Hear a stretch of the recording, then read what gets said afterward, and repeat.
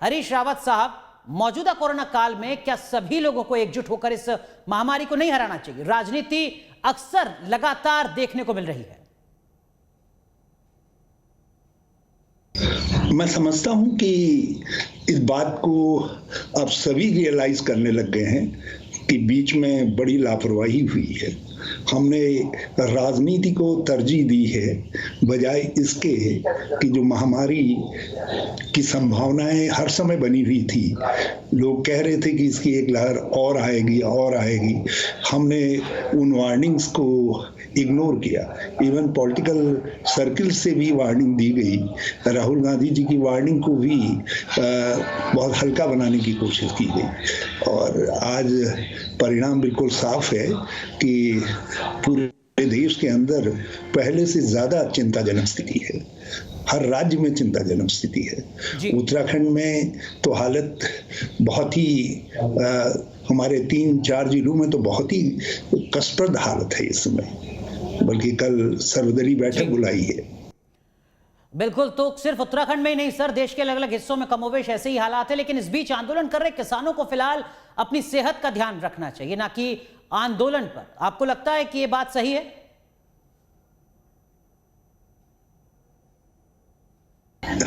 देखिए, किसानों के आंदोलन के साथ यदि हम छेड़छाड़ न करें तो आंदोलन पूरी तरीके से नियंत्रित है, पूरी तरीके से अपने रास्ते पर चल रहा है, अपना दबाव वो बनाए हुए हैं और उसका उनको हक है। लोकतंत्र के अंदर हर ऐसे समूह को अपना दबाव ग्रुप बनाने का हक हमको देना चाहिए। और यदि हम उनके साथ छेड़छाड़ करेंगे और कुछ ऐसे हालात पैदा करेंगे कि आंदोलन को अपने को टिके रहने के लिए, अपने अस्तित्व के लिए कुछ अन्य तरीके के कदम उठाने पड़े तो फिर आंदोलन फैलेगा।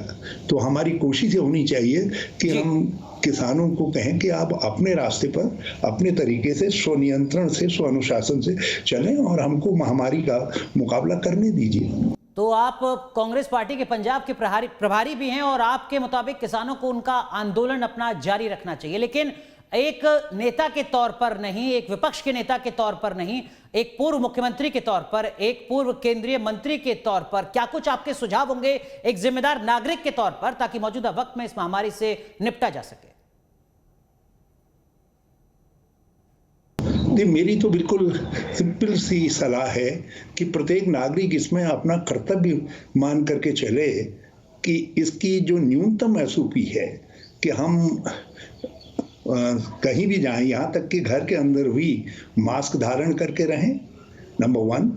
नंबर 2, हम सफाई का ध्यान रखें और नंबर 3, जितना अधिक हो सके सामाजिक एक दूसरे से जो दूरी है उस दूरी को बनाए रखें। और हमारी कोशिश ये होनी चाहिए कि केवल आवश्यक कार्यों से ही हम बाहर निकलें।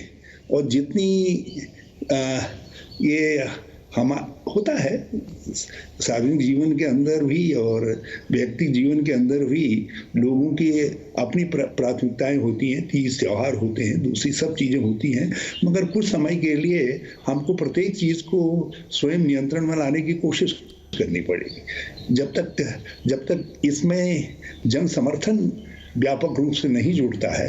असल में जन समर्थन जुटने लग गया था, लोगों ने अपनी जिम्मेदारियां समझ करके पूरी तरीके से लोग रास्ते पर आ गए थे।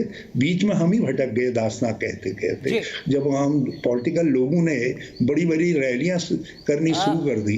ये सबसे अहम बात आप कह रहे हैं जिम्मेदार नागरिक के तौर पर कि अगर कोरोना की रफ्तार बहुत तेजी से बढ़ी है, बिगड़े हैं हालात, तो उसके पीछे जो राजनीतिक तबका है वो भी अपने आप में बड़ा जिम्मेदार है, उसकी भी जवाबदेही है। लेकिन इन सब के बीच सर सियासत दोनों खेमों से देखी जा रही है। कांग्रेस पार्टी की तरफ से भी राहुल गांधी एक के बाद एक सियासी हमले कर रहे हैं और जो मौजूदा सत्ताधारी दल है वो भी कांग्रेस को कटघरे पे खड़ा कर रहे हैं। राहुल गांधी जी अपोजिशन के नेता हैं, प्रतिपक्ष नेता हैं।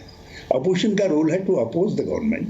जहां कहीं छिद्र हैं उन छिद्रों को इंगित करना, जहां कमजोरियां हैं उन पर प्रहार करना, उनको चिन्हित करना और उसको चिन्हित करके एक दबाव ग्रुप बनाना और अपनी बात को लोगों तक पहुंचाना। राहुल गांधी जी वही कर रहे हैं। और आप देखें तो इस पूरे कोरोना काल में आप फरवरी 2020 में जाइए, तब से लेकर के अभी तक राहुल जी ने जितनी बातें कही हैं वो बिल्कुल पूरी तरीके से रचनात्मक निकली हैं, और समय काल ने उनकी चेतावनियों को बिल्कुल सही साबित किया है, और सत्ता ने उनकी चेतावनियों को मजाक में उड़ाने की कोशिश की है। आप यदि किसी की चेतावनी की, किसी के द्वारा इंगित की गई कमी का समाधान नहीं कर पा रहे हैं, और आपको लग रहा है कि ठीक है, तो आप कह रहे हैं कि कांग्रेस पार्टी ने प्रमुख विपक्षी दल के तौर पर लगातार रचनात्मक सुझाव दिए हैं, उन सुझावों को मजाक में लेने की कोशिश सरकारों ने की है, गंभीरता से कदम नहीं उठाए हैं, लिपापोती की कोशिश की जा रही है। बहुत बहुत शुक्रिया हरीश रावत साहब आपका जुड़ने के लिए।